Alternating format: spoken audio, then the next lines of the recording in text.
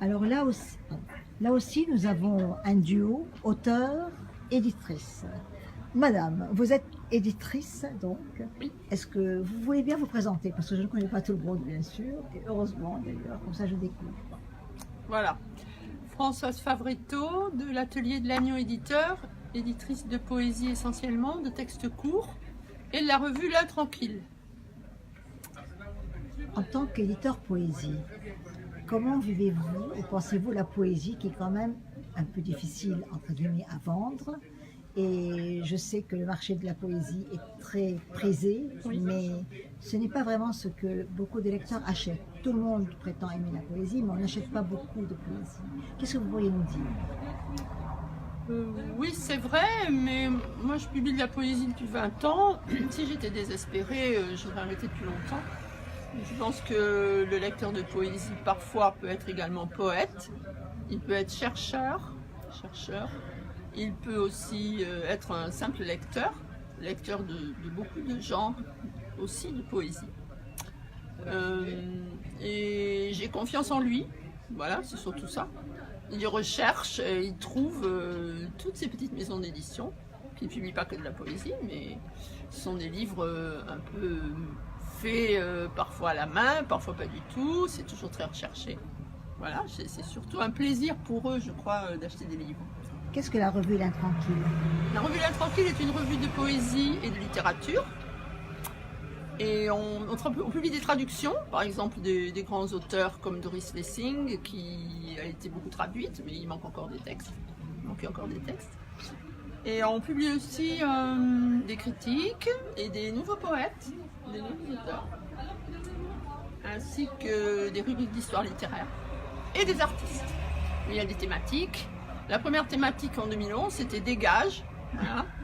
Il y a eu le triple A et aussi un numéro sur la Syrie, des numéros qui sont parfois un peu actuels, d'autres fois pas.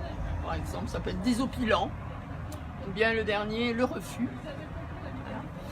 Et donc ici, c'est Clara Calvet qui participe à ce numéro 14, numéro 13, 14, Le Refus.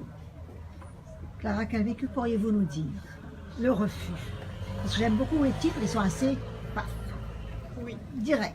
alors, mais le refus, c'est le thème de la revue. Oui, Moi, j'ai fait partie des nouveaux auteurs. oui.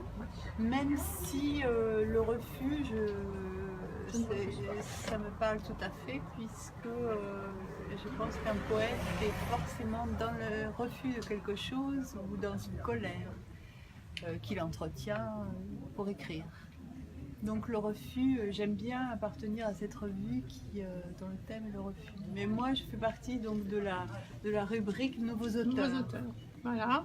Et donc elle va lire à la fin de ce quartier du livre. Vous savez, il y a des lectures très fréquentes dans ce quartier du livre, des rencontres, des dédicaces.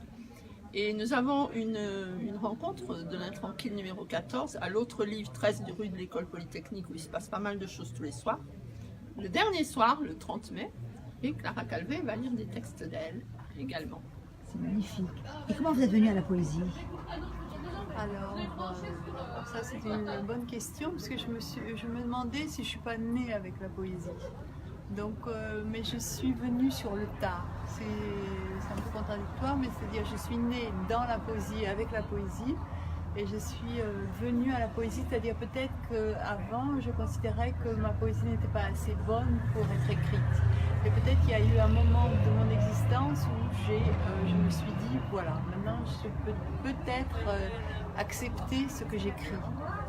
Peut-être l'exigence était... Et peut-être qu'il fallait avoir cette vie passée avant et vécue pour avoir envie d'écrire.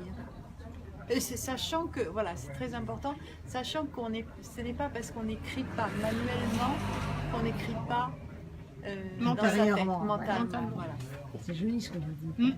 Et comment vous choisissez vos poètes? Quelle grande question! Parce qu'il faut bien faire un choix, il y a un comité de lecture, il y a tout ça. Mais vous avez des coups de cœur aussi, enfin parfois. Bien sûr, bien sûr.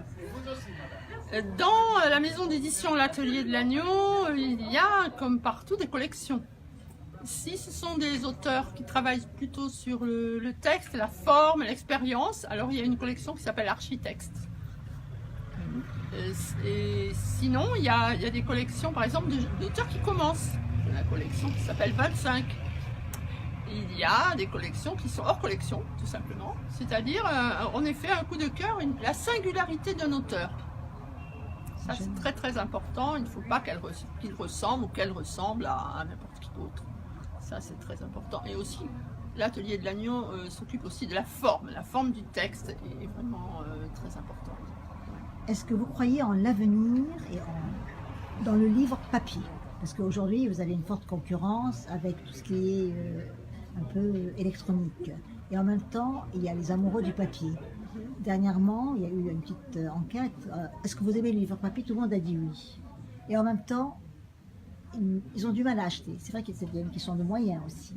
Mais aujourd'hui, vous, en tant qu'auteur, vous aimerez probablement que votre livre traverse le temps, qu'il soit transmis, qu'il laisse une trace. Alors dites-moi un peu ce que vous en pensez. Parce que on en parlait tout à l'heure, Françoise. Moi, je suis livre papier. Oui, totalement. J'ai du mal à lire sur un écran et je n'éprouve pas de plaisir. Il y a quelque chose comme une joie, comme une jubilation que je n'ai pas quand j'ai l'écran devant moi. Et le mot écran est bien, comment dire, exprime bien ce qu'il veut dire. L'écran fait écran pour moi et même la luminosité ne me va pas, alors que le livre, c'est quelque chose de sensuel, qu'on peut feuilleter. D'ailleurs, j'ai pris un livre tout à l'heure devant Françoise, elle me dit, mais vous ne le prenez pas du début? Non, moi je commence un livre un petit peu par la fin. Et ça, on ne pourra pas le faire sur un écran, par exemple. Oui. Et aussi, quand on crée des livres comme ceux que je fais dans cette collection, Framboise foulée par les biches, tous les livres sont présentés différemment. Là, c'est le même titre, 300 fois le même livre, mais il est présenté différemment, avec du papier marbré, c'est cousu avec des perles, ici de la tarlatane, aujourd'hui cette couleur, et là-bas ils sont orange et bleu, il y a des tissus. Dans cette collection-là, par exemple, on a comme un exemplaire unique, et ça ne coûte que 22 €. Et ça prend du temps à imprimer, à coudre, à coller, à réimprimer ceci sur tissu. Voilà, là, c'est le pur exemple du livre d'éditeur indépendant et créatif. C'est très beau, c'est de la haute couture. Ah oui, c'est un bijou. C'est un bijou. C'est un bijou. Voilà. En tout cas, je vous remercie infiniment. C'est dans le cadre donc du festival Quartier du Livre. Nous faisions un micro dédicace, voilà, comme un micro-trottoir. Et vous retrouverez tout ça, bien sûr, sur Internet. Mais c'est fait d'une façon très rudimentaire. C'est très bien. Donc, Jeanne Orion, du Quartier du Livre et de la librairie éphémère. Merci. Et merci beaucoup. Je refais un petit tour sur vos Remercie. livres. Merci Les livres beaucoup. de l'autre livre. Voilà, de l'autre livre. Voilà. Oui.